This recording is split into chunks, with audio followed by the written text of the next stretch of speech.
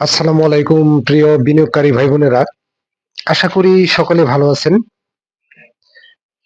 আজকের মার্কেটটা কিন্তু আছে মোটামুটি, একেবারে খারাপ বলা যাবে না। অ্যাডভান্স হয়েছে 145টি, ডিক্লাইন 187টি, আনচেঞ্জ 55টি। তবে আজকে যেটা দেখার বিষয়, ভলিউমটা কমে গেছে 1156 কোটি টাকা। এইটা একটু দেখার বিষয়, এটা আপনারা একটু নলেজে রাখবেন। ভলিউমটা কমে গেছে, ভলিউমটা আর একটু বেশি থাকলে ভালো হতো। এর মধ্যে কিন্তু কিছু কিছু স্টক যথেষ্ট ভালো করছে। সিপাল হোল্ড করেছে, জেন এক্সেল। সিপাল নিয়ে কিন্তু আমার একটা ভিডিও দেওয়া আছে, আপনারা অবগত আছেন। হয়তো সপ্তাহখানিক হয়েছে মনে হয়। যাই হোক, ভালো করলো স্টকটা। এমএল ট্যাঙ্ক নিয়েও আমার বলা আছে। এগুলো অধিকাংশ স্টক নিয়ে আমার অলরেডি বলা আছে। ইউনিক হোটেল নিয়ে ভিডিও দেওয়া আছে, ওগুলা ভালো করেছে। যাই হোক, এবং সবকিছুর বিবেচনায় মার্কেটটা মাঝারি মানের। আর যে কথাটা না বললেই নয়, যারা নতুন দেখতেছেন তারা পেজটাকে ফলো দিয়ে রাখবেন। আর আমার ফেসবুক প্রবলেমের কারণে আমি ভিডিওগুলো আসলে শেয়ার করতে পারছি না বিভিন্ন পেজে। আপনারা চাইলে আমার ভিডিওগুলো একটু নিজ দায়িত্বে শেয়ার করে দিতে পারেন। আর ভালো লাগলে অবশ্যই কমেন্টস করবেন। শেয়ার করলে আপনার অন্য ভাই দেখার সুযোগ পায়, এতে সেও উপকৃত হয়। যাই হোক, এখন যে তিনটি স্টক নিয়ে অ্যানালাইসিস করব। প্রথম যে স্টকটি নিয়ে কথা বলবো, এ ক্যাটাগরির একটি স্টক, ইঞ্জিনিয়ারিং সেক্টরের, রানার অটোমোবাইল লিমিটেড। আজকের ক্লোজিং প্রাইস হচ্ছে 42 টাকা 50 পয়সা। 20 পয়সা পজিটিভ হয়েছে, হাত বদল হয়েছে 10 লাখ স্টক। 25 সালে কিন্তু 10% ক্যাশ ডিভিডেন্ড দিয়েছে, আপনারা দেখতে পাচ্ছেন। শেয়ার সংখ্যা কিন্তু খুব বেশি না, 11 কোটি। আর ভলিউমের একটা ধারাবাহিকতা আছে, দেখতে পাচ্ছেন। যাই হোক, আজকে যে ক্যান্ডেলটা করেছে, ক্যান্ডেলটা পজিটিভ। এখান থেকে তার প্রাইস আপ করার যথেষ্ট পসিবিলিটি আছে। তবে ট্রেডার ভাইদের বলবো, অবশ্যই ইন্ডেক্সের উপর খেয়াল রেখে তারপরে স্টকে এন্ট্রি নেওয়ার বা এভারেজ করার চিন্তা ভাবনা করবেন, যে কোনো স্টকের ক্ষেত্রেই। তবে রানার অটোটাকে আপনারা চাইলে পজিটিভলি দেখতে পারেন। তার ব্রেকআউট দেওয়ার যথেষ্ট পসিবিলিটি আছে এবং একটা ব্রেকআউট পজিশনে আছে। বর্তমান যে আজকের ক্যান্ডেলটা করেছে, যথেষ্ট ভালো একটা ক্যান্ডেল করেছে বলবো। এখন আমরা দেখবো যে বর্তমান আরএসআইটার কি অবস্থা আছে। ভালো পজিশন রানার অটোর,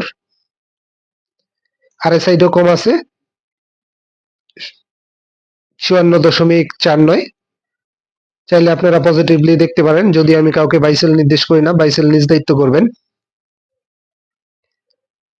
আর যে পজিশনে আছে চাইলে আপনারা দেখতে পারেন। ভালো পজিশন আমি বলবো রানার অটোর, ভালো একটা ক্যান্ডেল করেছে এবং এন্ট্রির জন্য আপনারা বিবেচনা করতে পারেন। এন্ট্রির জন্য বিবেচনা করতে পারেন, বাইসেল নিজ দায়িত্ব করবেন। বাইসেল আমি কাউকে বাইসেল নির্দেশ করি না। আশা করি যদি বুঝে শুনে ইন্ডেক্সের উপর এন্ট্রি নিতে পারেন এবং এভারেজ করতে পারেন, তবে আশা করি এখান থেকে আপনাদের কম বেশি একটা প্রফিট গেইন করার পসিবিলিটি থাকবে। সবকিছুর বিবেচনা আমি বলবো স্টকটা পজিটিভ একটা পজিশনে আছে। আপনারা চাইলে পজিটিভলি বিবেচনা করতে পারেন। তার উপরে যাওয়ার, ব্রেকআউট দেওয়ার ভালো একটা পসিবিলিটি আছে বলে আমার মনে হয়। দেখতে পাচ্ছেন, ভালো পজিশন। এরপরে যে স্টকটা নিয়ে কথা বলবো সেটা হচ্ছে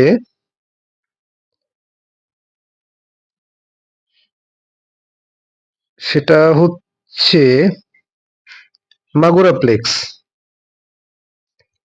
পেপার এন্ড প্রিন্টিং সেক্টরের।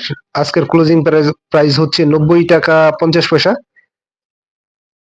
আপনারা অনেকে অবগত আছেন, এটা কিন্তু আমি ঈদের দুই একদিন আগে মেবি এটা নিয়ে একটা ভিডিও দিয়েছিলাম আমার পেজে, আপনারা দেখে নিতে পারেন। আমি বলেছিলাম স্টকটা ভালো করবে, আপনারা দেখতে পারেন। যাই হোক,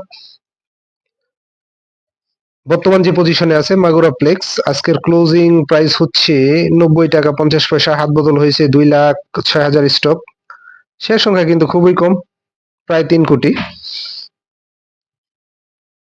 পাবলিক হোল্ডিং কিন্তু 1,44,00,000।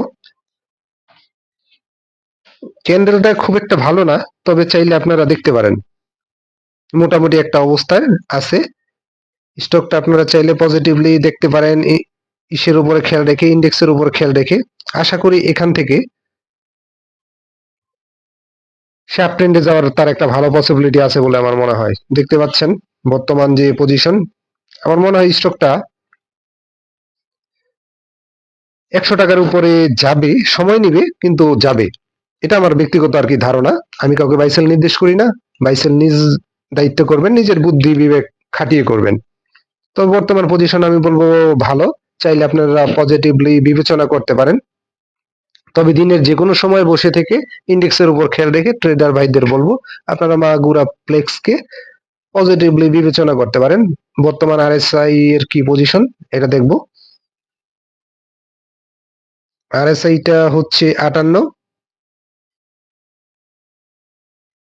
পজিশনটা খারাপ বলবো না, আমি বলবো ভালো পজিশন, চাইলে আপনারা দেখতে পারেন।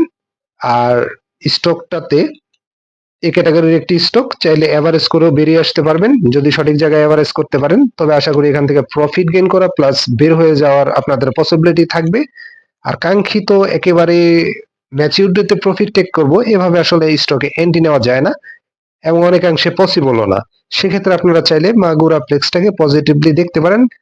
আর পজিশনটা ভালো, তার উপরে যাওয়ার পসিবিলিটি আছে, আমি বলবো বাই সেল নিজ দায়িত্বে করবেন, ভালো পজিশন। যাই হোক,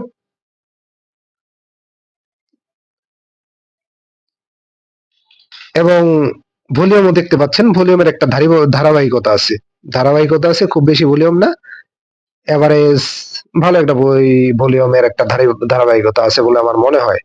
তারপরে আপনারা দেখতে পারেন, তবে আমার বিবেচনায় ভালো পজিশন। যাই হোক, এরপরে যে স্টকটা নিয়ে কথা বলবো সেটা হচ্ছে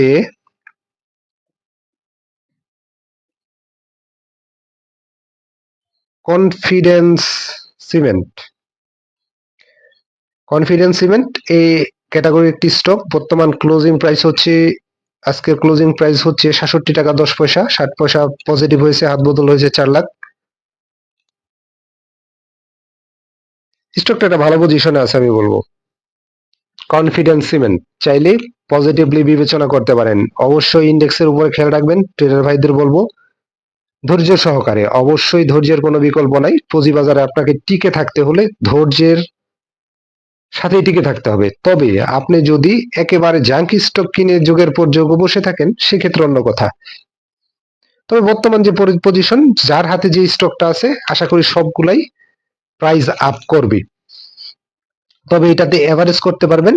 এন্ট্রি নেওয়ার জন্য আমি বলবো ভালো পজিশন, ক্যান্ডেলটাও ভালো, চাইলে আপনারা কনফিডেন্স সিমেন্টটাকে পজিটিভ ভাবে দেখতে পারেন।